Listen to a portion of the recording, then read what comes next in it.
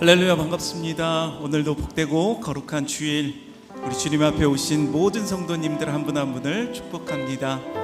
우리 앞뒤 좌우를 바라보시면서 우리 반갑게 인사 나눠 보실까요? 참 잘 오셨습니다. 우리 함께 인사해 보겠습니다.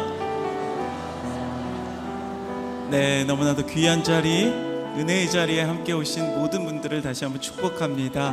오늘 우리가 드려지는 이 예배를 통하여서 하나님 영광 받으시고 우리 가운데 한없는 은혜와 풍성하신 그 은혜로 가득 채워주시리라 믿습니다. 그렇게 함께 하실 우리 주님 기대하시면서 함께 우리 주님의 이름을 높여드리며 기쁨으로 나아가도록 하겠습니다.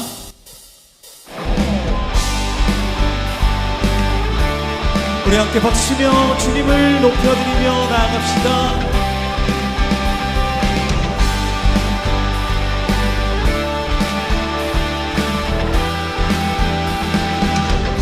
나는 주만 높이리. 결코 내 맘 변치 않네. 세상 모든 권세 모든 영광 십자가 앞에 가버리고 나의 충성과 내 헌신 내 모든 소망 오직 예수. 나무에 달려 죽으신 그분께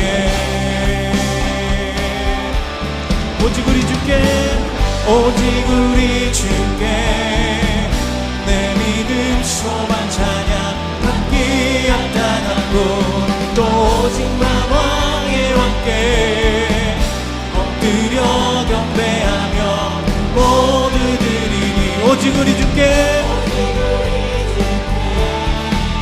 내 믿음 소망 찬양 받기 합당한 분 또 오직 만왕의 왕께 엎드려 경배하며 모두들이 나를 지시고 아버지 되시며 나를 구원하사 하늘의 상 주시 오직 우리 주님께 나 찬양하리. 할렐루야, 주님의 이름을 높여드립시다. 나는 주만 높이리. 결코 내 맘 변치 않네. 세상 모든 권세 모든 영광 나의 충성과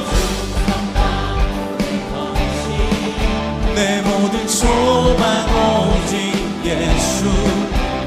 나무에 달려 죽으신 그분께 아멘.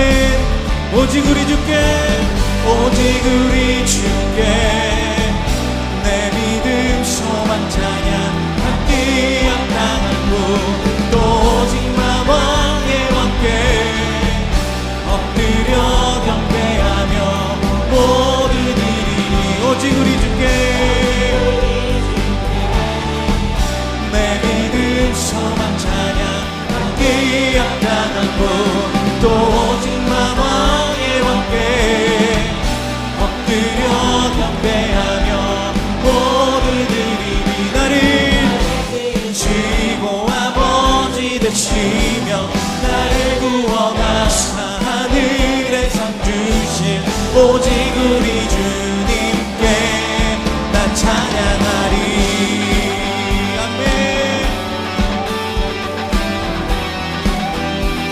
우리 함께 고백합시다. 주 사랑해요 주 사랑해요 영원히 찬양해 예수. 신령과 진정으로 경배드려요. 주 사랑해요 주 사랑해요 영원히 찬양해 예수. 신령과 진정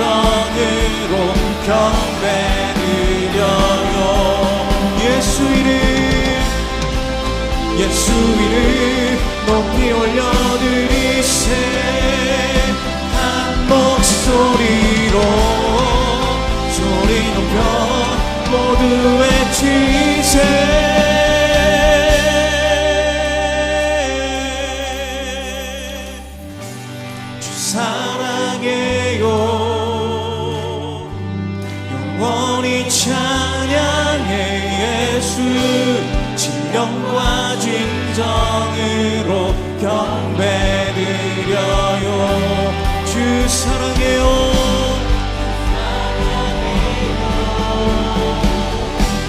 영원히 찬양해 예수.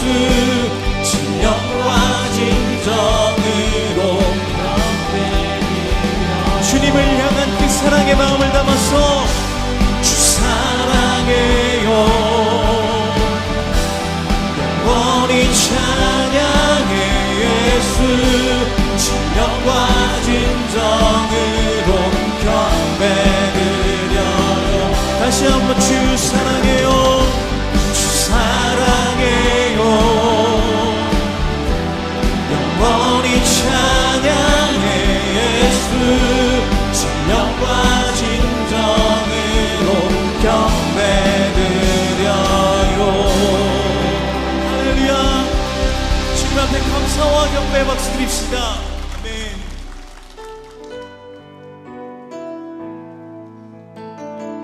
우리가 주님을 향한 그 마음의 고백으로 함께 주님 앞에 찬양합시다.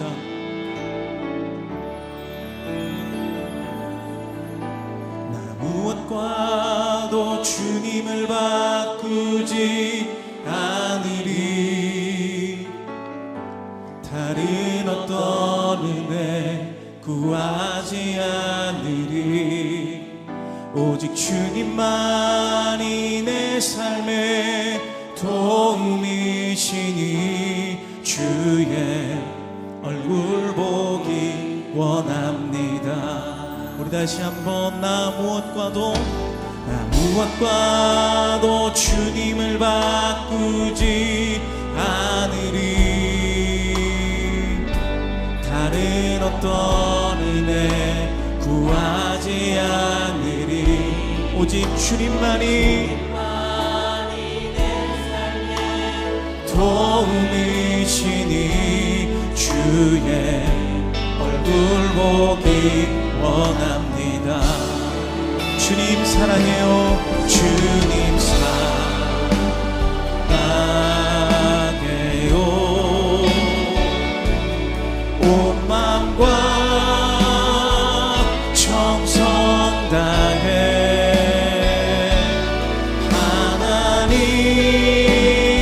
하나님의 진실한 친구 되기 원합니다. 나 무엇과도 주님을 바꾸지 않으리. 다른 어떤 은혜 구하지 않으리. 오직 주님만이 내 삶의 도움이시니 주의 얼굴 보기 원합니다. 주님 사랑합니다. 주님 사랑해요.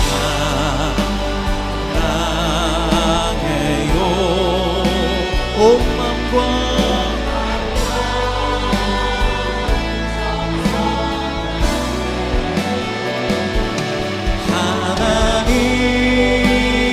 하나님의 진실한 친구 되기. 우리 함께 두 손 들고 다시 한번 주님 앞에 간절한 마음으로 고백합시다. 주님 사랑해요.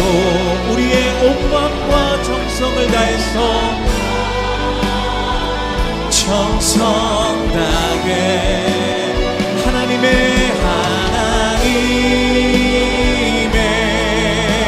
진실한 우리 한 번 더 고백하며 나아갑시다. 주님 사랑합니다. 주님 사랑해요.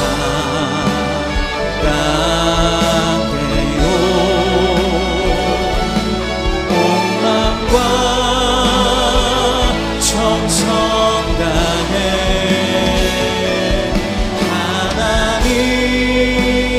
하나님의 진실한 친구 되기 원합니다. 모두 자리에서 일어나셔서 찬양하심으로 주일 예배를 하나님께 드리겠습니다.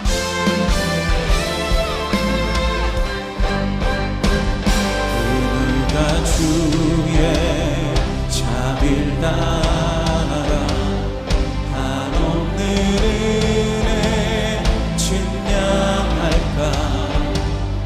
영광을 떠나 이 땅에 오신 죄를 지신 구주 예수, 주의 십자가 내게 말하네. 영원히 난 용납되네.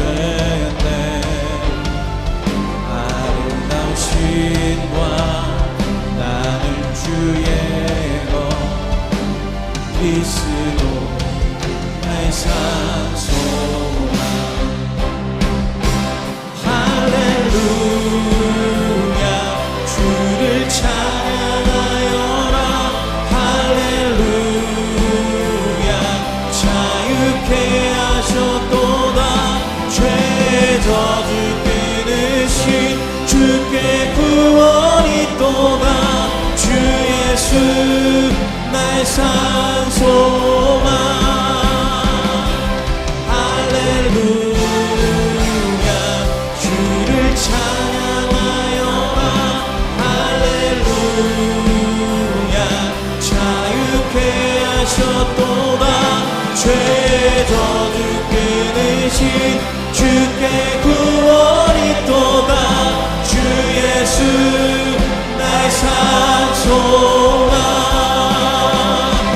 그리스도 나의 산소만.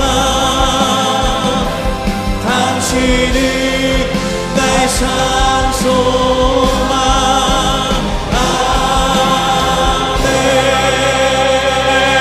아멘.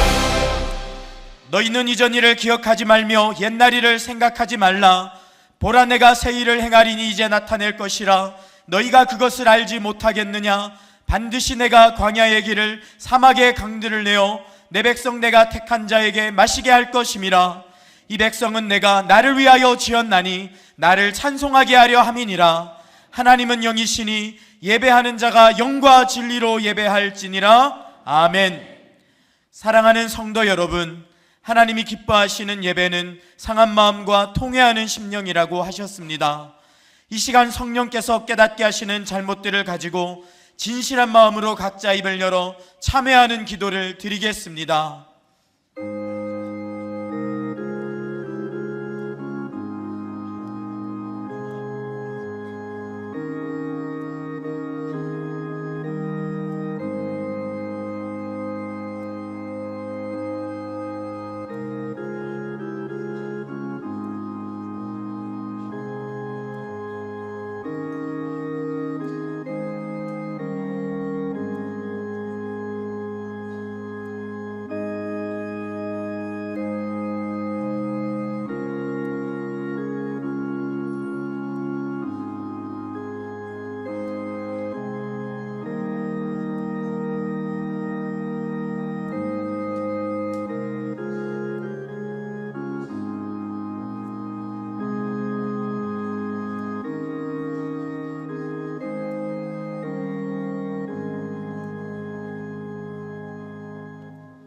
만일 우리가 우리 죄를 자백하면 그는 미쁘시고 의로우사 우리 죄를 사하시며 우리를 모든 불의에서 깨끗하게 하실 것이요.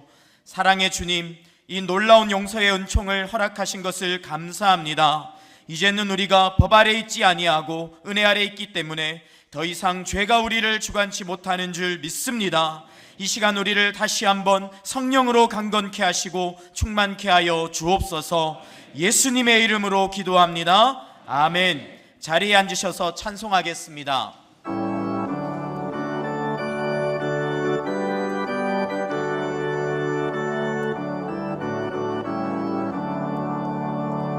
내 주 하나님 넓고 큰 은혜는 저 큰 바다보다 깊다. 너도 다 주를 끌러 깊은 대로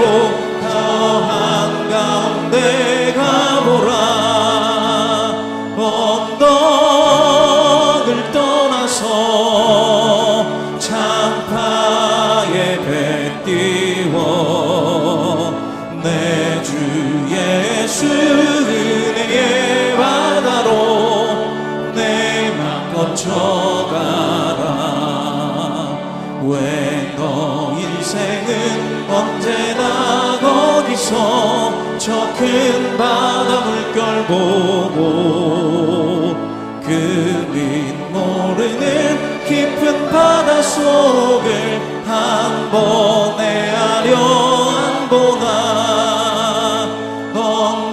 언덕을 떠나서 창파에 배 띄워 내 주 예수 은혜의 바다로 내 맘 거쳐가라.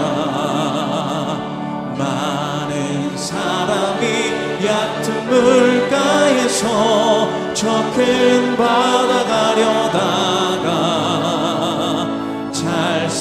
찰싹거리는 작은 파도 보고 마음 약하여 못 가네. 언덕을 떠나서 창파에 배 띄워 내 주 예수 은혜의 바다로 내 맘 거쳐가라. 자 곧 가거라 이제 곧 가거라 저 큰 은혜 바다 향해. 자 곧 내 노를 저 깊은 데로 가라. 망망한 바다로 언덕을 떠나서 창파에 배 띄워 내 주 예수 은혜의 바다로 내 맘 거쳐가라.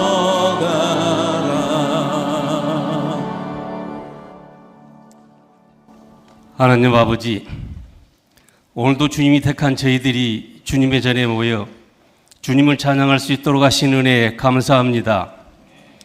폭염으로 인한 고통이 가득했던 무더운 여름이 한풀 꺾여가고 우리에게 지루했던 습하고 더운 여름이었지만 이제 다시금 좋은 계절을 기다리게 하시고 강건하게 하신 것을 감사드립니다. 이 시간에 주의 영이 냉랭한 우리 가슴 속에 뜨거움을 주시고 주의 말씀으로 이 아침에 빈 속을 채우며 주의 이름으로 힘을 얻어 하나님의 은혜가 우리 심령 속에 충만하게 하여 주옵소서. 오늘도 주님 앞에 예배드리기를 원하는 저희들 가운데 삶에 지치고 시달린 심령도 있을 줄 압니다. 원치 않는 질병으로 인하여 고통에 신음하는 심령들도 있으며 힘든 일이나 직장생활로 힘겨워하는 심령들도 있을 줄 압니다. 여러 가지 모양으로 고달픈 삶을 살고 있는 저희들의 심령을 든든한 믿음으로 함께하여 주시고 은혜로 충만하게 동행하옵소서. 세상이 어둡다고 탓하는 일이 없게 하시고 세상의 죄악과 부딪히는 어려움으로 하나님을 원망하지 않도록 축복으로 더하여 주시옵소서. 사회의 약한 자들, 소년 소녀 가장들, 그리고 어둠 속에서 애로워하는 그들에게 다가서는 이웃이 있게 하시고 이 땅에 지역 때문에 계층 때문에 수입이 적기 때문에 또는 다른 이유로 차별받는 자들이 없게 하셔서 그들의 편에 설 수 있는 교회와 성도들이 되게 하옵소서. 나라를 다스리는 대통령과 이종자들이 국민을 위해 자신을 희생할 수 있게 하시고 이 사회도 주님의 통치가 속히 이루어지길 원합니다. 개인적으로나 국가적으로 부정과 불의와 온갖 제약된 일들이 하늘을 뒤덮고 있사오니 속히 이 사회를 성령의 권능으로 치료하여 주셔서 건전하고 바른 가치관이 정립될 수 있도록 은혜를 허락하여 주옵소서. 이번 추석에도 고향을 찾아오가는 가운데 사고 없이 안전 운행하게 해주시고 모처럼 만난 귀한 자리에서 작은 지식으로 소중한 이들에게 상처되는 말 하지 않게 하시고 예전보다 못한 것에 대한 불평보다는 현재 누리는 것에 감사하며 서로 위로하고 사랑으로 뭉치는 즐거운 추석 명절 되게 하옵소서. 오늘도 마음을 다하여 예배를 돕는 손길들을 기억하여 주시고 저들의 봉사와 헌신을 통하여 이 예배가 더욱 주님께 큰 영광을 돌리는 예배가 되게 하옵소서. 또한 성가대로 봉사하는 임마누엘 성가대원들에게 귀한 직분을 허락하셨으니 더욱 공교히 찬양함으로 주님 나라의 은혜가 쏟아지는 귀한 찬양을 드릴 수 있도록 축복으로 더하여 주옵소서. 교회가 세운 목표들이 있습니다. 하반기에는 목표하는 모든 일들이 열매 맺게 하시고 주님의 영광을 나타낼 수 있도록 축복하여 주옵소서. 이 시간에도 주님의 귀한 말씀을 들고 단위에 서신 이인호 목사님을 기억하시고 성령의 능력으로 붙드셔서 이 자리에 참석한 모든 성도들이 주님의 음성을 듣는 귀한 시간 되게 하여 주옵소서. 예배의 시종을 주님께 맡기오며 거룩하신 예수님의 이름으로 기도드립니다. 아멘.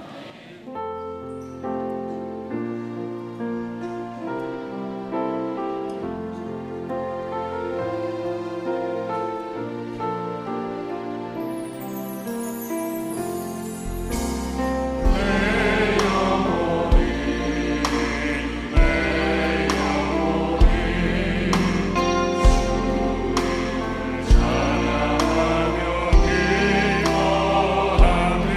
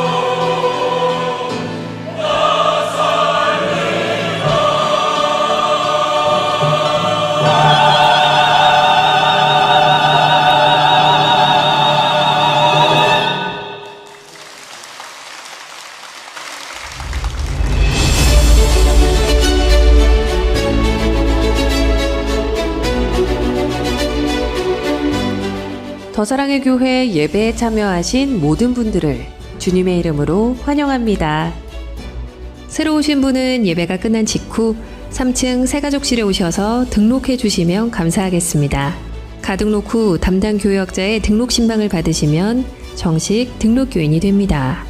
또한 주일학교 미취학 부서는 교회 본당 1층과 지하에서, 유년부에서 고등부까지는 교회에서 100m 떨어진 이음센터에서 진행됩니다.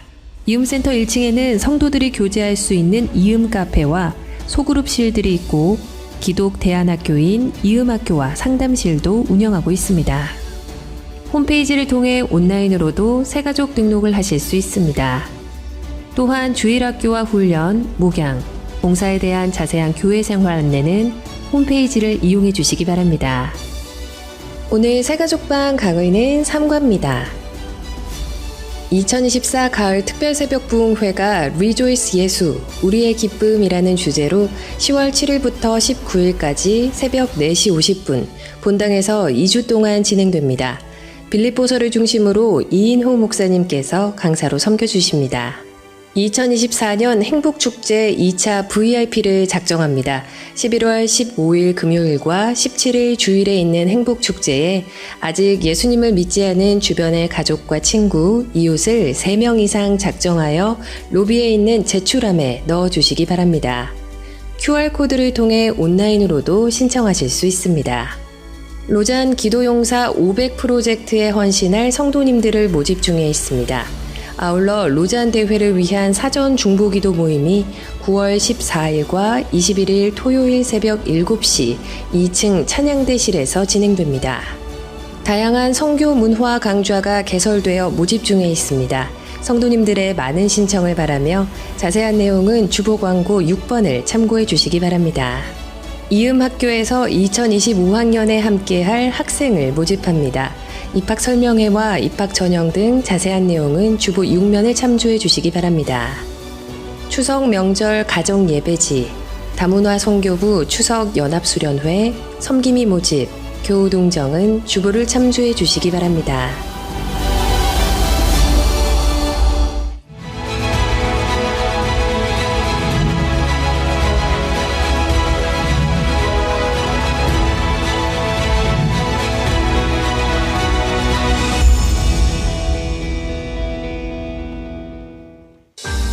(2024년) 세계 선교는 어떤 관문을 통과하고 있을까요?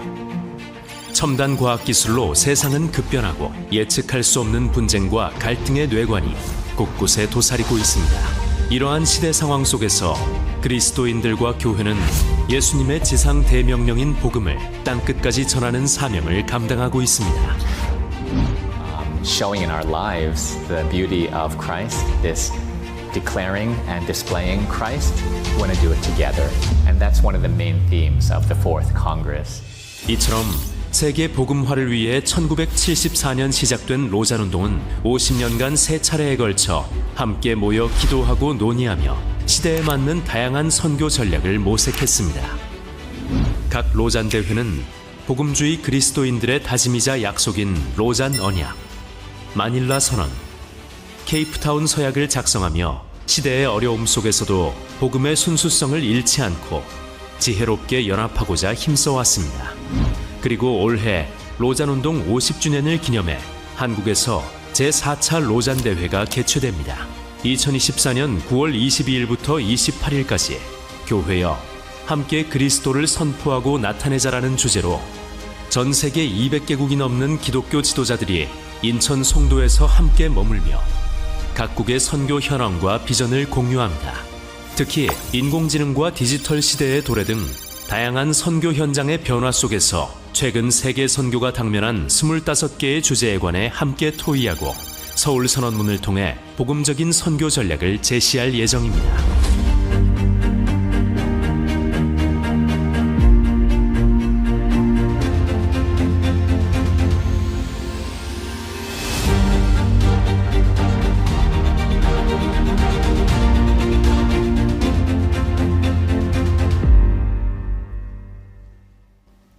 할렐루야. 주일 예배에 오신 우리 모든 성도님들 환영하고 축복합니다.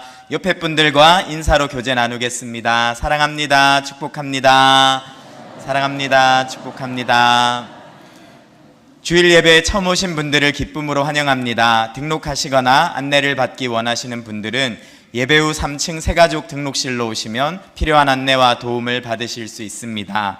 제4차 로잔 대회가 2주 앞으로 다가왔습니다. 많은 기도를 부탁드리겠습니다. 권사회에서 추석을 맞아 참기름과 여러 가지 또 추석에 꼭 필요한 것들을 판매하고 있습니다. 1층 로비에서 구매하실 수 있고요. 추석 명절 가정 예배지도 1층 사무실에서 수령하실 수가 있습니다. 주보 오면을 보시면 우리 교회 동호회가 다양하게 소개되어 있습니다. 관심이 있으신 동호회 활동을 통해서 큰 유익을 누리시기를 바랍니다. 오늘 우리에게 주시는 하나님의 말씀은 신약성경 사도행전 10장 1에서 48절 말씀입니다. 봉독은 1에서 8절까지 교독하도록 하겠습니다. 가이사랴에 고넬료라 하는 사람이 있으니 이달리아 부데라 하는 군대의 백부장이라. 그가 경건하여 온 지방과 더불어 하나님을 경외하며 백성을 많이 구제하고 하나님께 항상 기도하더니 하루는 제9시쯤 되어 환상 중에 밝히 보매 하나님의 사자가 들어와 이르되 고넬료야 하니 고넬료가 주목하여 보고 두려워 이르되 주여 무슨 일이니까 천사가 이르되 내 기도와 구제가 하나님 앞에 상달되어 기억하신 바가 되었으니 내가 지금 사람들을 욥바에 보내어 베드로라 하는 시몬을 청하라. 그는 무두장이 시몬의 집에 유숙하니 그 집은 해변에 있다 하더라. 마침 말하던 천사가 떠나매 고넬료가 집안 하인 둘과 부하 가운데 경건한 사람 하나를 불러 이 일을 다 이루고 욥바로 보내니라. 아멘. 이인호 목사님께서 하나님 말씀 증거해 주시겠습니다. 바람이 불면 민들레 홀씨가 사방으로 흩날리죠. 더 세찬 바람이 불면 멀리 멀리 민들레 홀씨가 날아갑니다.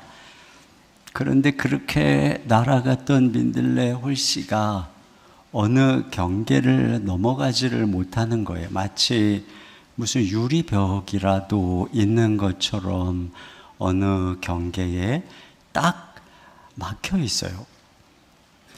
오늘 우리는 그런 장면을 목격합니다. 박해의 바람이 불어서 예루살렘에 있던 성도들이 민들레 홀씨처럼 흩어졌습니다. 그래서 사방으로 복음을 전하는데 지금 이상하게도 어느 지점에서 더 이상 나가지 않고 있어요. 그들로 하여금 더 이상 나가지 못하게 하는 보이지 않는 그 벽, 그것이 바로 편견이라고 하는 장벽입니다.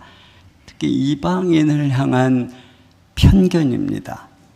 오늘 우리는 이 본문을 통해서 그것이 바로 이 베드로 안에 뿌리 깊은 편견이 있구나 하는 것을 발견할 수 있어요. 오늘 이 본문은 하나님께서 이방인 선교의 문을 여시는 내용인데, 그래서 고넬료하고 베드로를 만나게 하시고, 그래서 공식적으로 이방인 선교의 문을 열고자 하시는 거예요. 그래서 어느 날 고넬료가 기도하는데 천사가 나타나서 너 욥바에 있는 베드로를 초청해라, 이렇게 말씀을 하신 것입니다. 자, 그런데 베드로가 지금 어디 있느냐? 욥바에 있다는 것이죠. 그 욥바, 이 항구죠. 이 이름이 무엇인가 복선을 깔고 있어요. 왜냐하면 욥바는 예전에 요나가 하나님께서는 니느웨로 가라 그랬는데 바로 자기 안에 있는 이방인을 향한 뿌리 깊은 편견을 극복하지 못해서 다시스로 가는 배를 탔던 곳이 바로 욥바입니다. 근데 지금 베드로가 거기에 머물고 있어요. 자, 거기서 무슨 일이 일어나고 있는가를 볼 수 있는데, 자, 그가 지금 무두장이 시몬의 집에 머물고 있어요. 그런데 자, 6시, 그러니까 정오입니다. 기도 시간에 저 옥상에 올라가서 기도를 하는 중에 환상을 보았어요. 근데 하늘에서 보자기 같은 그릇이 내려왔는데 그 안에 보니까 4발 가진 짐승, 기는 것, 공중에 나는 짐승들이 있는 겁니다. 그런데 하나님께서 그것을 잡아먹으라 이렇게 말씀하세요. 그러니까 자 베드로가 뭐라고 하는가 보세요. 14절입니다. 시작. 베드로가 이르되 주여 그럴 수 없나이다. 속되고 깨끗하지 아니한 것을 내가 결코 먹지 아니하였나이다 한데. 네. 그러니까 자기는 그런 속된 것, 부정한 것은 결코 먹은 적이 없다. 그 얘기가 어려서부터 이스라엘의 율법의 규례를 따라서 이러한 부정한 짐승은 내가 잡아먹은 적이 없습니다. 그러니까 하나님께서 이렇게 말씀하세요. 15절입니다. 시작. 또 두 번째 소리가 있으되 하나님께서 깨끗하게 하신 것을 네가 속되다 하지 말라 하더라. 네, 하나님께서 그들을 깨끗게 하셨다는 거예요. 그런데 너 왜 그들을 부정하다 하느냐 이 말씀이시죠. 여러분, 하나님께서 그들을 깨끗게 하셨다는 것은 이상한 얘기가 아니죠. 이제 그리스도 안에서 그 모든 율법의 부정한 기준이 다 사라졌어요. 이제는 그리스도 안에서 하나님이 지은 모든 만물이 다 선한 것이에요. 디모데전서 4장 3, 4절입니다. 시작. 혼인을 금하고 어떤 음식물은 먹지 말라고 할 터이나 음식물은 하나님이 지으신 바니 믿는 자들과 진리를 아는 자들이 감사함으로 받을 것이니라. 하나님께서 지으신 모든 것이 선함에 감사함으로 받으면 버릴 것이 없나니. 네, 그러니까 하나님께서 지은 모든 게 다 선하다. 이것이 복음 안에서의 변화입니다. 그리고 예수 그리스도 안에서 이런 변화는 시작되었어요. 여러분, 여기 지금 보면 고넬료가 백성을 구제하고 늘 하나님께 기도한다고 되어 있죠. 2절을 한번 더 봅니다. 시작. 그가 경건하여 온 지방과 더불어 하나님을 경외하며 백성을 많이 구제하고 하나님께 항상 기도하더니. 네. 그가 항상 하나님께 기도했다는 것은 하루 3번. 어디서 기도했을까? 당연히 자기 집에서 기도를 했겠죠. 그런데 자, 4절 하반절입니다. 시작. 천사가 이르되 내 기도와 구제가 하나님 앞에 상달되어 기억하신 바가 되었으니.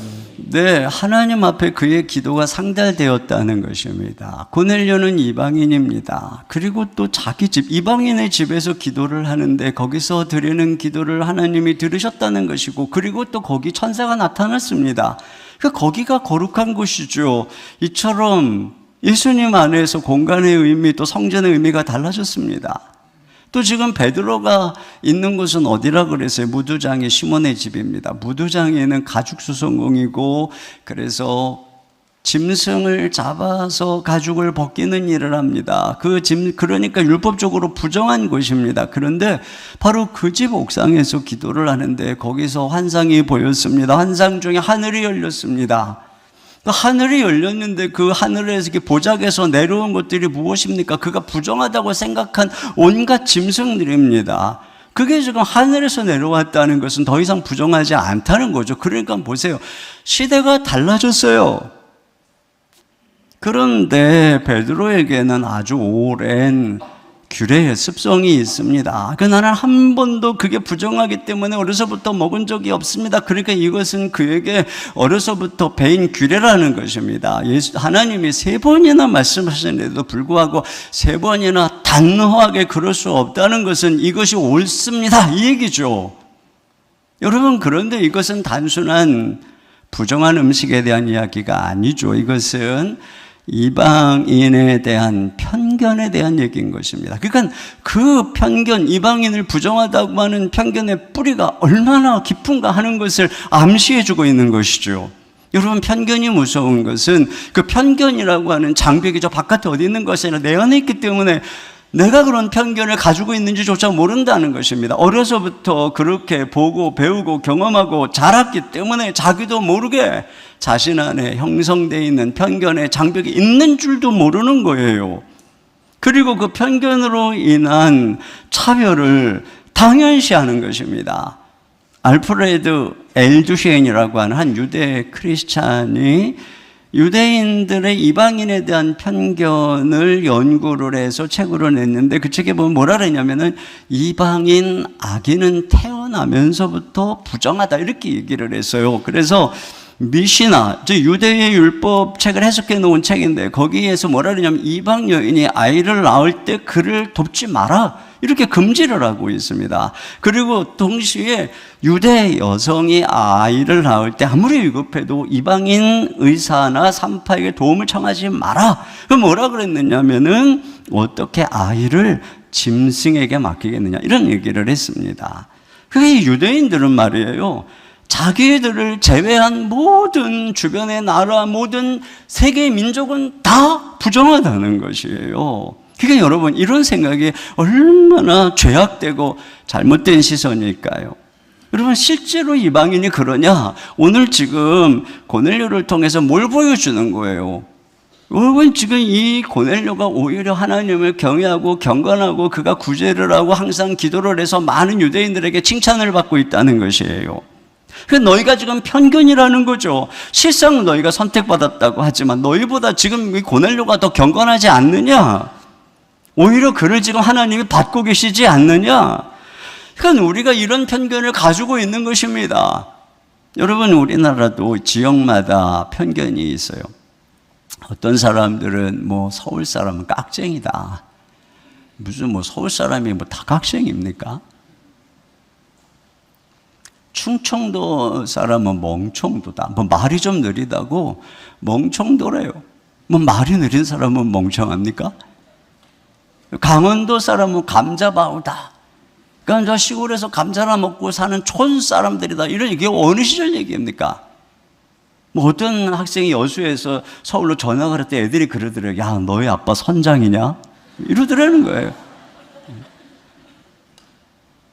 경상도 남자는 무뚝뚝하다 그러는데 우리 이지한 목사님 경상도 남자인데 되게 자상해요. 너무 자상해서 문제예요.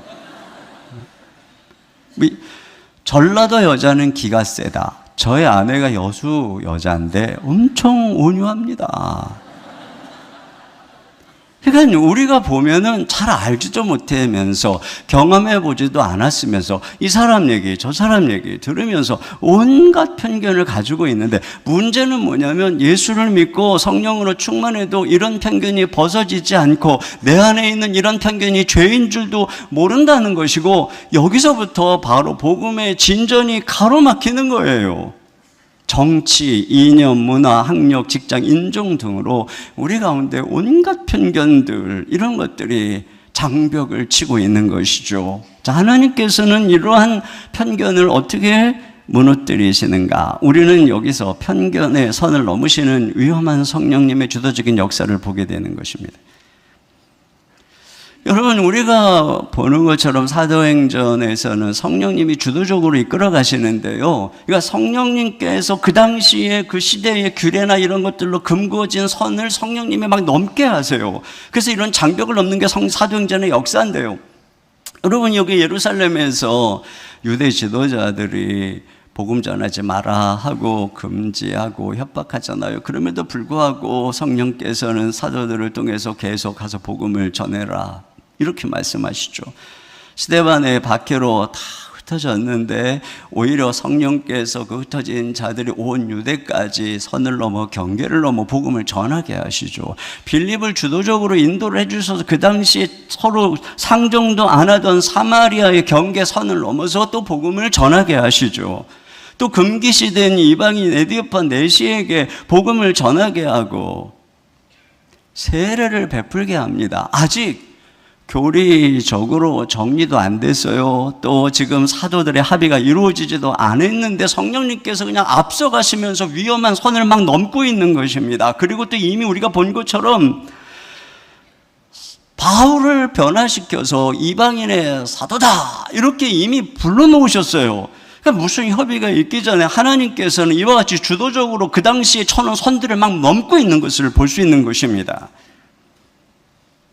여러분, 오늘 이 본문에도 보시면 이 공식적으로 이제 이 베드로를 통해서 이방인 선교의 문을 여는데 지금 성령께서 베드로에게 지금 그 당시에 있었던 율법의 규례, 이것을 어긋나는 그런 선을 넘으라는 거예요. 율법이 부정하다고 여기는데 잡아먹으라는 것입니다. 그리고 그 환상이 의미하는 바 고넬료의 초청을 받아들여라.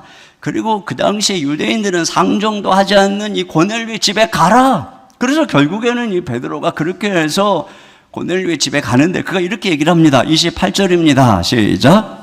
이르되 유대인으로서 이방인과 교제하며 가까이 하는 것이 율법인 줄은 너희도 알거니와. 네. 그러니까 지금 성령님께서 베드로를 그 당시에 이 규례가 위법이라고 하는 그걸 지금 선을 막 넘고 있는 거예요. 베드로를 그리로 데리고 가고 있는 것입니다. 그러다 보니까 뒤에 11장에 가면 예루살렘 그리스도인들이 너 왜 그들과 교제하고 밥 먹었냐 이러면서 그를 비난하고 책망하는 것입니다. 이와 같이 성령님이 위험한 선을 주도적으로 넘고 계세요. 그렇게 해서 성령의 주도권에 이끌려 베드로가 이 고넬료 집에 가서 이방인들에게 복음을 전하는데 그때 무슨 일이 생기느냐? 성령님이 그들에게 임하시는 것입니다. 그러니까 베드로가 이렇게 얘기합니다. 47절입니다. 시작. 이에 베드로가 이르되 이 사람들이 우리와 같이 성령을 받았으니 누가 능히 물로 세례 베품을 금하리요 하고. 네. 그러니까 이와 같이 성령께서 그들에게 그 이방인에게 우리가 부정한다고 생각한 이방인에게 임했다. 그러니까 어떻게 물로 세례 베푸는 것, 즉 그들이 우리와 하나님의 백성이라고 하는 것을 금하겠냐는 것입니다. 그래서 뒤에 비난한 자들에게도 이렇게 얘기를 해요. 11장 17절입니다. 시작. 그런즉 하나님이 우리가 주 예수 그리스도를 믿을 때에 주신 것과 같은 선물을 그들에게도 주셨으니 내가 누구이기에 하나님을 능히 막겠느냐. 내가 누구이기에 하나님은 능히 막겠느냐. 그러니까 못 막는다는 것이죠. 그러니까 이 말은 뭐냐면 지금까지 우리가 가지고 있었던 생각은 잘못된 거야. 하나님의 뜻과 반대되는 편견이었어. 우리가 지금 하나님을 잘못된 편견으로 잘못된 신학으로 그 하나님을 가두려고 했던 거야. 그래서 그 얘기를 하고 있는 것이에요. 여러분, 하나님에 대한 학문을 신학이라고 그러죠. 근데 이 신학이 하나님을 규정하고 가두는 것이 아니라 하나님이 신학을 만들고 규정하는 것입니다. 그런데 우리는 오늘날 우리가 알고 있는 작은 지식, 때로는 그 편견으로 하나님을 거기에 가두려고 하는 것이에요. 여러분, 하나님은 우리 지식에 갇혀 계시는 작고 안전한 하나님이 아닙니다. 그분은 그 선안에 갇혀 계시지 않는 크고 위험한 하나님이세요. 그러므로 여러분, 우리가 이러한 편견을 깨려면 오늘 배워야 되는 것이 뭐냐면 순종하는 법을 배워야 됩니다. 우리하고 조금 생각이 안 맞아도 이 본질적인 부분에서 문제가 아니라면 순종하는 법을 배워야 되는데 오늘 이 베드로의 뛰어남이 바로 여기에 있어요. 그가 그 환상을 보고 무슨 뜻일까 이렇게 하는데 마침 고넬료가 보낸 이방인들이 찾아옵니다. 그래서 성령님이 이렇게 말씀하세요. 19절 하반절부터 20절입니다. 시작. 성령께서 그에게 말씀하시되 두 사람이 너를 찾으니 일어나 내려가 의심하지 말고 함께 가라. 내가 그들을 보내었느니라 하시니. 네, 성령께서 말씀하시는 거예요. 의심하지 말고 함께 가라. 그래서 결국 그가 순종을 하면서 이 그들의 인도를 따라서 이방인 고넬료의 집으로 갑니다. 그것이 분명 위법입니다. 나중에 비난받을 일일 것을 압니다. 그럼에도 불구하고 그는 어떻게 하는 거예요? 순종하는 것입니다. 여러분, 여기서 이게 바로 요나와 다른 점이에요. 요나는 순종하지 않고 불순종해서 다시스로 가는 배를 타고 갔어요. 그러나 베드로는 어때요? 비난받을 상황이어도 그 당시 시대가 위법이라 하지만 순종했어요. 그러니까 드디어 베드로가 이해하는 것입니다. 머리로만은 이해할 수 없어요. 이렇게 순종해야 되는 것입니다. 특별히 여기에 이런 일들이 기도 속에 이루어지고 있는 것을 알 수 있어요. 그러니까 고넬료도 기도 중에 또 베드로도 기도 중에 하나님이 그들에게 역사하시고 그들이 연결돼서 이런 하나님의 뜻의 도구로 사용되고 있는 것을 우리가 보게 되는 것입니다. 여러분, 이와 같이 우리가 기도할 때 성령님의 음성을 듣고 그분의 감동을 느끼고 그분께 쓰임을 받을 수 있는 것이에요. 그저 그냥 책상 아래 앉아가지고 뭐 책을 보면서 자신의 신학이나 지식으로 안전한 선긋기를 하고 판단하는 사람들은 아무런 역사를 경험할 수가 없습니다. 진정한 하나님의 역사, 특별히 선을 넘으며 전진하시는 성령님의 역사는 이렇게 기도하는 사람들, 그리고 성령님께 기꺼이 순종하는 사람들에 의해서 일어나게 되는 것입니다. 그러면 여기 그 순종의 핵심이 뭘까요? 그것은 바로 환대와 화목입니다. 여러분, 여기 이제 뒤에 일어난 사건을 보면은 베드로가 기꺼이 환대를 받아들여서 그 이방인 고넬료의 집에 가는데 베드로만 그런 것이 아니라 여러 형제들과 같이 갑니다. 그 같이 가서 고넬료의 집에 가서 보니까 그곳에는 누가 있느냐면은 고넬료의 가족은 물론 그의 친족과 그의 친구들까지 거기 초대되어서 있는 거예요. 그곳에서 베드로가 복음을 전하는데 무슨 일이 일어나느냐? 그들에게 성령이 임합니다. 그들이 하나님의 백성이 되는 역사가 일어나는 거죠. 그러니까 베드로가 그들에게 세례를 베풉니다. 우리가 이제 너희와 우리가 한 하나님의 백성이다. 바로 그것이에요. 그러고 나니까 그들이 뭐라고 그러냐면은 며칠 더 여기다 머물고 가라, 며칠 더 묵고 가라, 이렇게 얘기를 합니다. 그러니 베드로가 또 그곳에 함께 간 형제들이 거기서 며칠 더 머물렀어요. 며칠 더 머무르니까 당연히 밥을 먹었겠죠. 밥도 같이 먹었을 거 아닙니까? 여러분, 여기서 뭐를 보고 있는 것인가요? 지금 무슨 일이 일어나는 것인가요? 지금 우리가 보는 것은 바로 환대와 화목인 것입니다. 여러분, 여기 지금 베드로가 전한 이 예수님이 화평의 복음이라고 말하고 있어요. 36절입니다. 시작. 만유의 주 되신 예수 그리스도로 말미암아 화평의 복음을 전하사. 네, 이 복음에 의해서 예수님 안에서 지금 수천 년 동안 가로막혔던 장벽이, 편견이 무너지고 지금 예수님 안에서 그들이 서로 환대하고 화목하는 풍경, 이것이 바로 성령 안에서 일어나고 있는 것이죠. 이거 엄청난 일인 것입니다. 그런데 이 일로 인해서 베드로는 나중에 비난을 받죠. 그러니까 여러분, 이렇게 차별을 넘어서 복음을 전한다는 것이 의미하는 게 무엇인가요? 비난을 각오하고 수천 년 금기의 장벽을 허물고 그들과 함께 밥을 먹는다, 화목한다, 이거예요. 한 백성이 된다, 이것입니다. 과거에 히피들에게 복음이 증거된 미국의 히피들, 그들은 다 머리를 기르는 장발에 바지도 청바지 하나만 계속 입고 신발도 안 신고 맨발로 다니는 정말 지저분한 사람들로서 그 시대의 젊은이들이 그 시대에 항거하는 것이 히피들이었어요. 그런데 그들에게 예수님이 증거되어지고 그들 안에 예수 운동이 일어났을 때 사람들이 교회로 들어오기 시작했습니다. 교회로 들어오니까 지금 교회 안에는 깨끗하고 우아하게 썬데이 드레스를 입은 사람들이 앉아있고 또 깨끗한 양탄자가 깔려있는데 거기에 그냥 맨발 벗고 와서 밟고 자기 옆에만 앉아있고, 그러니까 사람들이 어떻게 했어요? 불편한 거예요. 그 불편해하니까 결국은 젊은이들 다시 교회를 떠난 것입니다. 노예들에게, 여러분, 이 흑인들에게 복음이 전해되고, 특히 미국에서 인종적으로 멸시하던 흑인들에게 복음을 전했을 때 그들이 교회로 들어왔어요. 그런데 교회 안에 있는 백인들이 불편한 거예요. 그와 함께 앉아있는 게 불편한 것입니다. 그러다 보니까 어떤 일이 일어났어요? 흑인교회, 백인교회 나눠진 것입니다. 여러분, 복음을 전하고 이 복음이 요청하는 것은 뭐예요? 이 선을 넘는 거죠.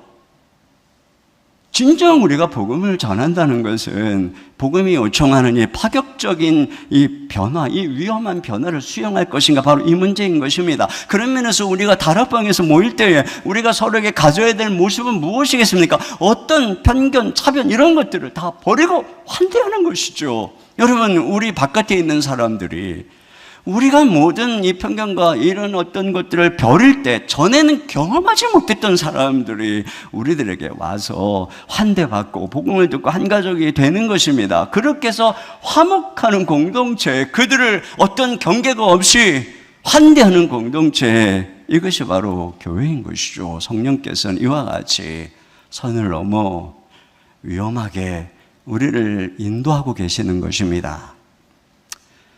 자, 그런데 세 번째로 우리가 여기서 또 발견하는 것은 선을 넘으시면서도 선을 지키시는 성령님, 질서의 성령님이십니다. 여러분, 선에는 우리가 넘어야 될 선이 있고 지켜야 될 선이 있습니다. 이걸 구별해야 되는 것입니다. 오늘날 유튜브를 보면은 마구 선을 넘으면서 자기들이 무슨 시대의 개혁자인 척 하는 사람들이 많이 있어요. 그런데 그들이 지켜야 될 선을 지키지 않고 지켜야 될 질서를 지키지 않는다면 여러분, 그들은 이단이고 사이비인 것입니다. 자, 여기 먼저 보시면은 성령께서 어떻게 하시냐. 먼저 이방인 중에서는 하나님을 경외하는 고넬료를 택하십니다. 그래서 성경은 그가 하나님을 경외하는 사람이다. 그리고 구제와 기도에 힘쓰는 사람이다. 그러면서 천사가 나타나서 뭐라 그랬느냐면 하나님이 너희의 구제와 너희의 기도를 기억하셨다. 이렇게 얘기를 합니다. 여러분, 우리가 이런 말씀을 볼 때 좀 당황스러운 게 뭐냐면은 이 고넬료는 지금 이스라엘 사람도 아니고 또 그리스도인도 아닙니다. 그런데 하나님이 그의 기도를 기억하셨다? 여러 가지 의문이 우리에게 떠올라요. 또 이와 연관해서 베드로가 이렇게 얘기를 합니다. 34, 35절입니다. 시작. 베드로가 입을 열어 말하되 내가 참으로 하나님은 사람의 외모를 보지 아니하시고 각 나라 중 하나님을 경외하며 의를 행하는 사람은 다 받으시는 줄 깨달았도다. 네. 그러니까 하나님께서 각 나라 중에서 하나님을 경외하고 의를 행하는 이 고넬료와 같은 사람은 다 받으시는 줄 내가 깨달았다. 그러니까 이런 얘기는 더 우리를 당황스럽게 합니다. 왜냐하면 그러면 하나님은 각 나라에서 어떤 종교를 믿든지 신실하게 신을 찾는 신심을 가지고 그리고 착하게 살려고 하는 사람은 다 받으신다는 것인가? 여러분, 여기서 우리가 알아야 될 중요한 호칭이 있어요. 그건 뭐냐면 여기 하나님을 경외한다는 것은 단순한 서술적인 의미가 아니라 호칭을 가리키는 것입니다. 이방인인데 할례는 받지 않아요. 이스라엘 백성이 되고자 하지 않아요. 그러나 유대교의 신앙을 통해서 하나님은 경외하고자 하는 사람들이 있어요. 이들을 가리켜서 하나님 경외자다 이렇게 불렀던 것이죠. 그러니까 여기 지금 고넬료가 하나님을 경외한다는 것은 일반 종교인으로서의 신심을 가졌다는 의미가 아닌 것이에요. 그는 이스라엘을 통해서 계시된 천지의 창조자 여호와 하나님을 바로 알고 그 하나님을 경외하고 있다는 것이죠. 그것이 그의 구제의 삶에서 그대로 보여지는 것이고, 동시에 그가 항상 기도한다고 했는데 이것은 그가 유대교의 규례를 따라서 하루 3번 기도 시간에 기도를 했다는 것입니다. 그런데 유대인들이 하루 3번 기도하는 기도문이 있어요. 그 핵심이 뭐냐면 압제받는 가운데 있는 이스라엘을 해방할 메시아를 기다리는 기도입니다. 그 메시아가 속히 오셔서 자기들을 구원해 주시기를 기다리는 기도인 것입니다. 그런 면에서 고넬료는 이스라엘을 통해서 오실 메시아를 기다리고 있는 사람이죠. 그러니까 하나님께서 고넬료에게서 그것을 보았다는 것이에요. 하나님이 그 기도를 기억하셨다는 것입니다. 우리가 앞에서 보았던 에티오피아 내시도 마찬가지. 그도 하나님 경외자예요. 그래서 그가 이사야서를 읽으면서 여기 이 고난받는 사람이 누구냐 이렇게 궁금해하지 않습니까? 그때 하나님이 빌립을 통해서 그가 예수 그리스도라고 전했던 것처럼 이와 같이 고넬료가 그렇게 기다리는 중에 하나님이 그에게 베드로를 보내고 있는 것이에요. 여러분, 우리가 이 말씀을 오해해서 하나님께서는 어느 종교를 믿든 신을 향한 신심만 가지고 있으면 지성이면 감천이고 어느 신이 하나님이든 다 똑같다. 여러분, 그런 내용을 말씀하시는 게 아니에요. 오히려 하나님이 이방의 복음을 전할 때 그 대표자로 하나님을 경외하는 고넬료를 택하셨다는 것은 이방인의 구원은 철저히 원가지인 이스라엘에게 덧붙여서 이루어진다는 것을 보여주는 것이에요. 그러니까 여러분, 우리가 성령님이 선을 넘는다 그래서 구약의 배경을 막 뛰어넘고 이 복음의 진정한 뿌리가 되는 것을 뛰어넘고 이러는 것이 아닌 것입니다. 또 여기 지금 이 사도의 수장 베드로를 사용하시는 것을 보세요. 이 지금 이 고넬료에게 천사가 나타나서 뭐라 그러냐면 베드로를 초청하라는 거예요. 요빠에 사람 보내서 베드로 시몬을 초청해라. 여러분, 지금 이 천사는 말이에요, 이미 예수님이 그들을 위해 죽으시고 부활하신 구원자인 걸 알아요. 복음의 소식을 이 천사가 알아요. 그런데 천사가 그에게 복음을 전해주지 않아요. 가서 베드로를 불러오라는 거죠. 그러니까 철저히 증인된 사람을 통해서 하나님이 이 복음을 전하는 게 주님의 방식이고 주님이 정하신 선인 것입니다. 그런데 어떤 사람이 누군가가 내가 기도하는데 열심히 산에 올라가서 기도하는 중에 천사를 보았는데 그 천사가 나에게 기가 막힌 계시를 해줬어. 이거 전부 다 헛소리입니다. 이단 사입인 것이에요. 그러면 이 베드로는 누굽니까? 당연히 베드로는 유대인이죠. 수천 년 내려오는 구약의 역사적 신앙 속에서 하나님을 경외하는 사람입니다. 그런데 동시에 그 구약의 예언의 성취로우신 예수님을 실제적으로 역사 속에서 만난 사람입니다. 예수 그리스도께서 친히 그를 제자 삼으시고 3년 동안 함께 하시고 사도로 세운 수제자인 것입니다. 그러니까 사도로서 법적인 대표성, 권위를 가진 존재입니다. 그를 통해서 하나님이 지금 이방의 문을 여는 것이죠. 그래서 차별받던 사마리아의 사람들이 이 빌립을 통해서 복음을 받았을 때 성령님이 그들에게 내리지를 않았어요. 베드로와 요한, 이 사도의 대표적인 사람들이 가서 그들에게 안수할 때 그들이 성령을 받았어요. 성령님이 기다리고 계시는 것을 알 수 있어요. 그래야 사마리아의 사람들도 우리와 한 하나님의 백성이 되었다는 걸 그들이 받아들일 수 있으니까 말이죠. 이와 같이 성령님은 질서의 성령인 것을 우리가 알 수 있는 것입니다. 이처럼 성령님은 선을 넘죠. 그러나 동시에 선을 존중하십니다. 교회의 질서를 존중하십니다. 함부로 교회의 질서를 어기고 함부로 말하고, 여러분, 이것들은 성령의 역사가 아니에요. 또 베드로가 소개하는 예수님을 보세요. 여기 지금 베드로가 이제 그들에게 가서 예수님을 전하거든요. 그런데 그 전하는 예수님에 대해서 전하는 게 첫째는 뭐냐면 예수님 자신이 실제로 이스라엘 땅에 오셨던 역사적인 분이라는 거예요. 자, 여기 36절부터 38절까지 같이 보겠습니다. 시작. 만유의 주 되신 예수 그리스도로 말미암아 화평의 복음을 전하사 이스라엘 자손들에게 보내신 말씀 곧 요한이 그 세례를 반포한 후에 갈릴리에서 시작하여 온 유대에 두루 전파된 그것을 너희도 알거니와 하나님이 나사렛 예수에게 성령과 능력을 기름 붓듯 하셨음에 그가 두루 다니시며 선한 일을 행하시고 마귀에게 눌린 모든 사람을 고치셨으니 이는 하나님이 함께 하셨습니다. 그렇습니다.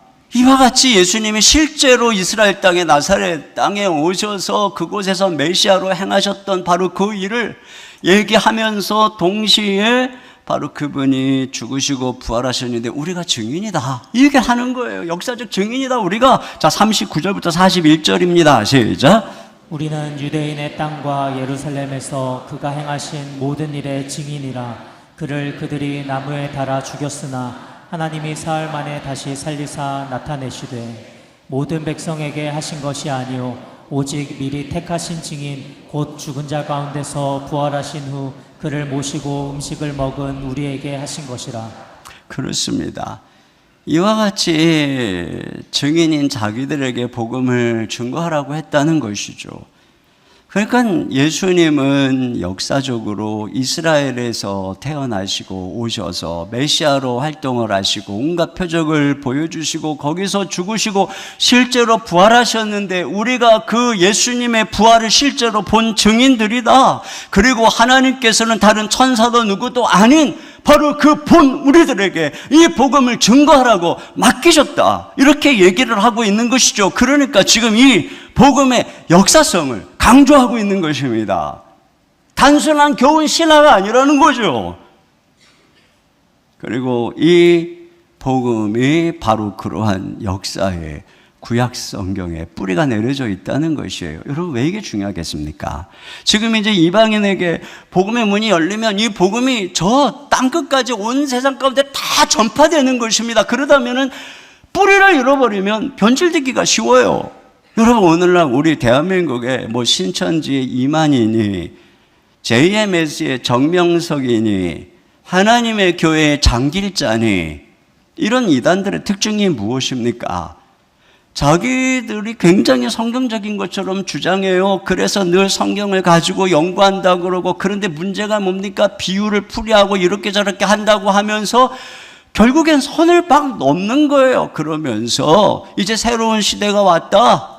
이제는 더 이상 예수의 시대는 끝났다. 이제는 하나님이 보혜사를 보내는데 그가 이만이고, 이제 하나님이 새로운 하나님의 시대 장길자, 그가 하나님 어머니다. 이런 얘기를 막 하는 것입니다. 여러분, 이게 바로 이단인 것이에요. 이렇게 뿌리를 뛰어넘어서 뜬금없이 대한민국에 메시아가 온다고 말하는 이 온갖 이단들 말이에요. 아무리 신비스러운 천사처럼 나타나도 그들은 천사의 탈을 쓴 악마인 것입니다. 유튜브에 보면은 마치 자기 자신들이 개혁에 투사라도 되는 듯이, 그리고 한국 교회가 자기들에 의해서 개혁돼야 되는 듯이 마구잡이로 한국 교회를 욕하고 목사님들을 욕하고 선을 넘는 사람들이 많이 있습니다. 여러분, 기억하세요. 건강한 지도자들과 교회를 향해서 사입이니 뭐니 하는 바로 그 사람들이 사입이라는 증거인 것입니다. 유튜브에서 로잔 대회를 이상한 대회처럼 오해하고 떠드는 사람들을 보면서 여러분들이 오히려 분별해야 되는 것입니다. 로잔 대회처럼 복음주의의 역사적인 역사성을 가지고 있는 선교운동, 성경의 권위, 예수님의 유일성, 영원 구원과 복음 전도의 우선성을 강조하면서 동시에 온 세상 끝까지 복음의 영향력 구석구석에 펼쳐가야 된다라고 하는 이 영향력 있는 선교 운동, 여러분, 이걸 가지고 사입이다 이렇게 말하는 그 사람이 사입인 것입니다. 그 사람이 잘못된 시각을 가지고 있는 거예요. 자기 편견에 사로잡혀 있는 사람인 것입니다. 그들의 주장에 영향받고 있는 성도들이 생겨서 한국 로잔유엔에서 적극적으로 대처를 하고, 복음주의적 교단, 신학교회, 정통교단의 교수님들이 다 연구를 하고 발표를 했습니다. 아무 문제 없다고요. 오히려 우리 교단에서 적극적으로 협력해야 된다고 말이죠. 그러고 나니까 이제 조금 잠잠해졌어요. 그런데 아직도 비난하고 있다면 그 사람이 이단이고 사입인 것이에요. 개혁주의 신학자인 스프라울 박사님이 있어요. 아주 유명한 분입니다. 이분은 하나님의 주권을 강조합니다. 그래서 우리가 이 자리에 예수님을 믿고 하나님을 섬기는 것은 하나님의 선택에서 그분의 주권으로 그런 거예요. 은혜로 그런 것이다. 그런데 빌리 그레함은 전도자로서 인간의 의지를, 굉장히 자유의지를 강조하는 분이었어요. 그래서 하나님은 우리가 이렇게 주님을 믿을 줄 알고 우리를 선택했다는 것이에요. 여러분, 이런 의견을 달리하는 것에 대해서 어느 날 스프라울 박사님에게 누군가가 물었어요. 박사님, 빌리 그레함 목사님을 천국에서 만날 수 있을까요? 그때 스프라울 박사님이 이런 얘기를 했어요. 아니요, 천국에서 빌리 그레함 목사님을 만나지 못할 것 같네요. 빌리 그레함 목사님은 하나님의 보좌에 너무 가까이 계시고 저는 너무 멀리 있어서 그분을 멀찍이 보기만 해도 감사할 것입니다. 여러분 보세요. 이 스프라울 박사님이 지금 어떻게 하고 있어요? 선을 지키고 있어요. 복음의 본질, 선을 지키고 존중하고 있어요. 동시에 선을 넘고 있어요. 나하고 생각이 다른데 선을 넘어서 하나 되고 있잖아요. 본질적인 건 지켜야죠. 그게 잘못됐으면 당연히 그 사람 천국에 없을 거예요 이렇게 말해야죠. 그러나 본질적이지 않은 지엽적인 부분에 대해서는 이와 같은 것이면 선을 넘어서 화합해야죠. 화평해야죠. 여러분, 우리에게 이런 태도가 필요한 것이에요.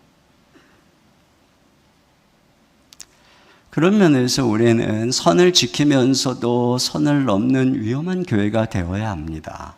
여러분, 여기 베드로의 설교의 또 다른 메시지는 예수님이 모든 사람의 주인이시라는 거예요. 그래서 36절에 뭐라고 되어 있냐면은 만유의 주 되신 예수 그리스도, 만유의 주라는 거예요. 예수님이 또 42절에 보니까 하나님이 살아있는 자와 죽은 자의 재판장으로 정하신 자가 곧 이 사람인 것을, 나사렛 예수, 그분이 산 자와 죽은 자 모든 사람입니다. 그들의 재판장이고 결국 그분이 우리를 죄에서 구원할 자라는 것입니다. 그러니까 무슨 얘기예요? 예수님은 이스라엘을 통해서 오셨지만 유대인만의 그리스도가 아니라는 것입니다. 그들만의 부족신 같은 분이 아니라는 것입니다. 그분은 만유의 주님이시고 모든 사람의 재판장이시고 우리가 믿고 구원받을 구원자라고 하는 것이죠. 그러니까 보세요. 이와 같이 한편에서는 그분의 역사성, 구약의 뿌리를 간직하면서도 이스라엘을 넘어서 온 세상에 증거되어져야 되는 분이 예수님이죠. 그러니까 뭐가 필요한 것입니까? 문화, 인종, 관습, 이런 모든 것들의 차별, 규례를 넘는 이게 필요한 거니까 한편에서는 선을, 본질적인 부분에서 선을 지키면서도 비본질적인 면에서는 선을 넘을 수 있어야 된다는 것이죠. 여러분, 그런 면에서 우리는 한편에서는 열심히 말씀을 연구하고 구약도 연구하고 신약도 연구하고 성경을 깊이 성경에 뿌리내린 신앙을 가져야 됩니다. 동시에 우리는 지금도 주도하시는 성령님께 순종해야 되는 것입니다. 만약에 사도들끼리 이 당시에 모여서 야, 우리가 이방선교 해야 되냐 말해야 되냐 자기들끼리 의논했다면 당연히 그들의 이 편견으로 인해서 그들은 그 의제를 부결시켰을 것입니다. 그러나 먼저 그들이 성령님께 순종할 때 그 위험한 선을 넘을 수 있었던 것이에요. 여러분, 교회 리더십은 무슨 안전한 전통, 안전한 신학 안에 숨어서 어떤 일을 심의하고 판단하라고 주어진 게 아니죠. 이 사도들을 보세요. 성경의 하나님은 작고 안전한 하나님이 아닙니다. 아주 위험한 하나님입니다. 그러므로 우리가 리더라면, 우리가 진정으로 하나님의 말씀대로 걸어가기를 원하는 사람이라면 우리는 그분께 순종하고 그 위험한 하나님께, 선을 넘는 성령님께 순종할 각오, 모험할 각오를 해야 되는 것이에요. 우리는 그동안 모험의 길을 걸어왔어요. 그런데 앞으로도 우리는 계속 모험의 길을 가야 합니다. 이 악한 시대의 선교를 위해서, 어두운 사회에 빛이 되기 위해서 평신도들이 세상 곳곳에 가서 하나님의 사람으로 주역이 되기 위해서 민족, 지역, 성별, 직업, 피부색, 장애, 사별, 이혼 등 모든 것들의 편견을 넘고 환대하는 공동체가 되기 위해서 이 땅에 나그네 된 외국인 노동자, 이탈 주민, 그리고 우리의 사랑이 필요한 수많은 사람들을 환대하기 위해서 우리는 그동안 우리가 가보지 않았던 낯선 길을 가야 되는 것입니다. 성령께서 인도하시면 내 전통, 내 생각, 내 경험, 내가 알고 있는 것들이 주저하게 한다 할지라도 그 장벽을 넘어서 말이죠. 그래서 진정한 성령 충만은 편견의 장벽을 벗어버리는 것입니다. 우리는 이처럼 잘못된 선을 넘는 위험한 성령님을 따라가고 위험한 하나님을 따라가는 위험한 교회가 되시기를 주님의 이름으로 축원합니다.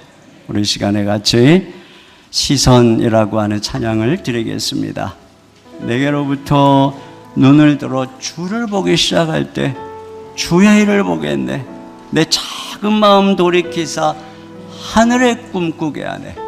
우리 이 시간 우리 앞서 행하시는 그거 위험한 하나님 주님을 따라가겠습니다 하는 마음을 가지고 우리 찬양 드리겠습니다. 내게로부터 눈을 들어 시작할 때 주의 일을 보겠네. 내 작은 마음 돌이키사 하늘에 꿈꾸게 하네. 주님을 볼 때 모든 시선을 주님께 드리고 살아계신 하나님을 느낄 때 내 삶은 주의 역사가 되고 하나님이 일하기 시작하네. 성령이 나를 변화시켜 모든 두려움 사라질 때 주의 일을 보겠네.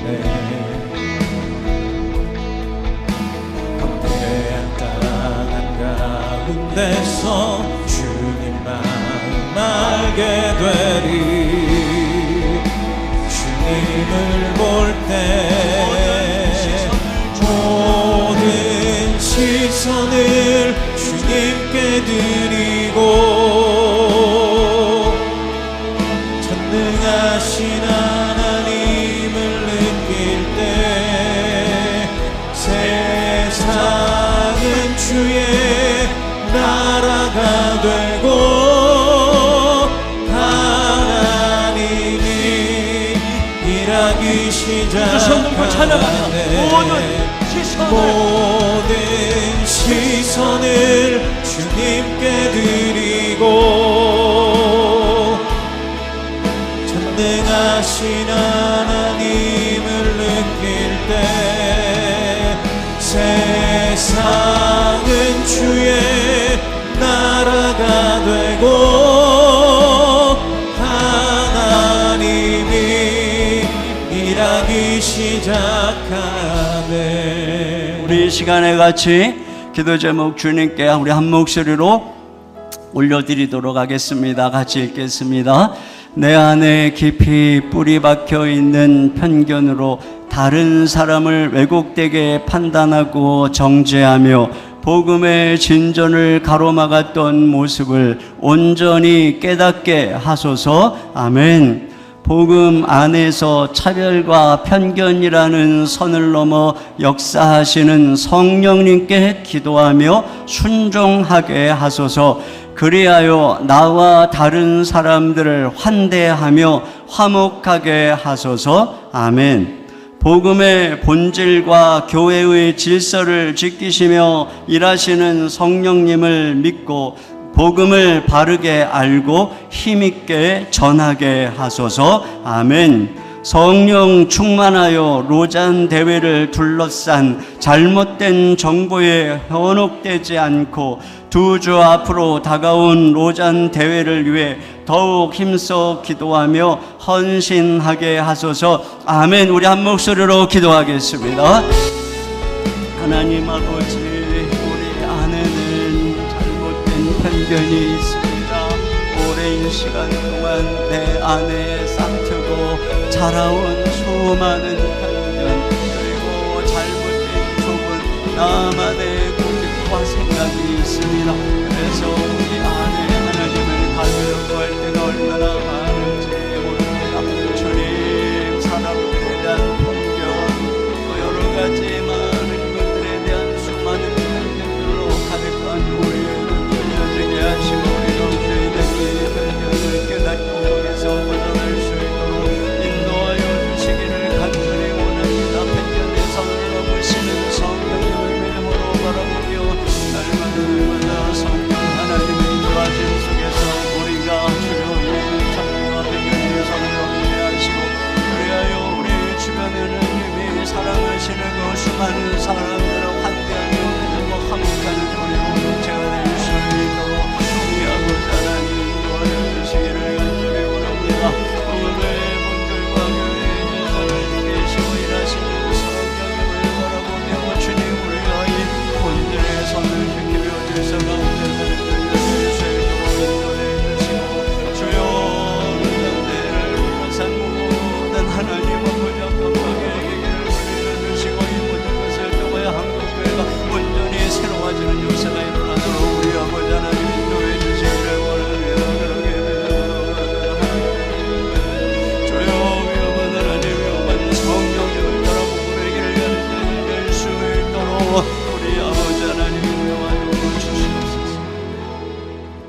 하나님 아버지, 우리 가운데 우리도 알지 못하게 뿌리 깊게 내린 편견의 장벽, 주여 이것이 무엇인지 깨닫게 해 주시옵소서. 이것이 얼마나 심각한 죄악인지 알게 하여 주시옵소서. 주님, 모든 편견의 장벽과 선을 넘으시는 성령님의 인도를 따라 순종하며 걸어갈 때 우리 하나님이 행하시는 일을 보게 하여 주시옵소서. 선을 넘으면서도 선을 지키시는 하나님의 섭리를 바라보며 이 시대를 혼잡게 하는 모든 이단과 사이비를 분별하게 하시고 올바른 신앙생활하는 저희들 되게 해주시고 이 올바른 주의 생명의 복음을 증거하는 우리가 되게 하여 주시옵소서. 로잔대회를 통해서 허물어져가는 한국교회가 다시 새로워지고 갱신되어지고 다시 부흥이 일어나도록 주님이 사용하여 주시옵소서. 이 시간 주님께 귀한 예물을 드립니다. 하나님 아버지, 우리의 마음을 다해서 귀한 드리는 이 예물이 주님, 이 시대의 차별과 편견의 선 밖에서 소외된 그들에게 아버지 주의 선을 넘어 복음을 증거하는 귀한 일에 쓰여지도록 축사하여 주시옵소서.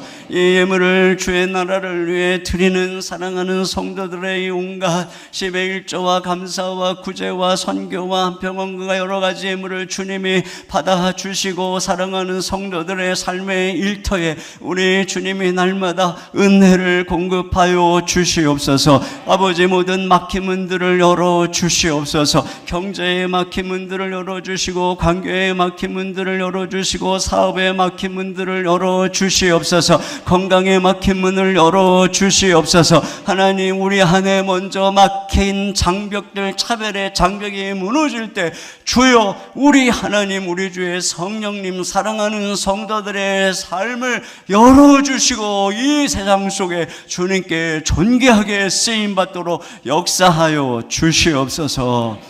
이 시간 육신이 연약한 사랑하는 성도들이 있습니다. 주님이 찾아가셔서 만져주시고 치료하여 주시옵소서. 일으켜 세워 주시옵소서. 우리 주 예수님의 이름으로 기도하옵나이다. 아멘. 우리 하나님께 준비하신 헌금을 드리겠습니다.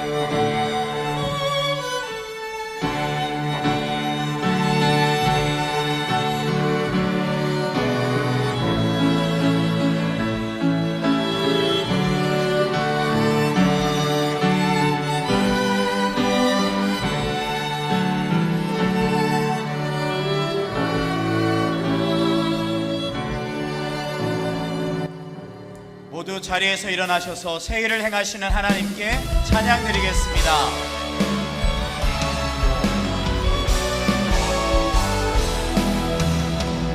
모든 인도가 하늘 가운데 수많은 주 백성 모였네. 주의 보혈과 그 사랑으로 진 백성 삼으셨네.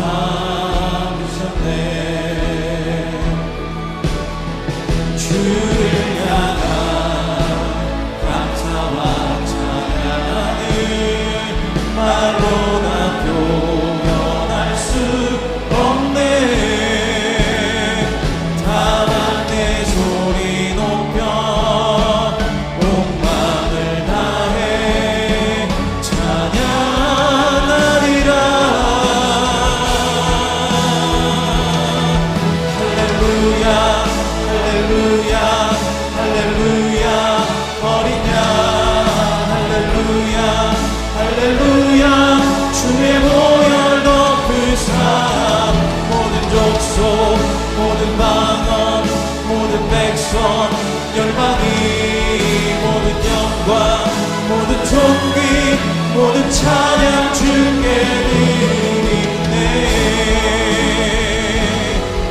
모든 찬양 주께 드리네.